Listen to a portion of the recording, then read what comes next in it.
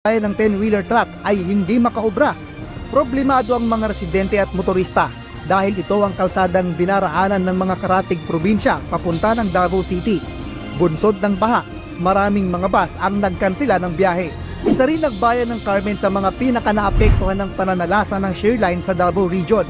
2 linggo na ang nakararaan, kaya doble pahirap sa mga residenteng hindi pa nakababangon ang mga pagulan na dala naman ng low pressure area. Matinding perwisyo rin sa probinsya ng Davao de Oro ang ilang araw na mga pag-ulan. Kabi-kabila ang mga naitalang mga landslide. Para tip, bar down na tip. Ala, para Justin. Bar down din ba? Ala, bar down din ba? Ay, ginoko, ala.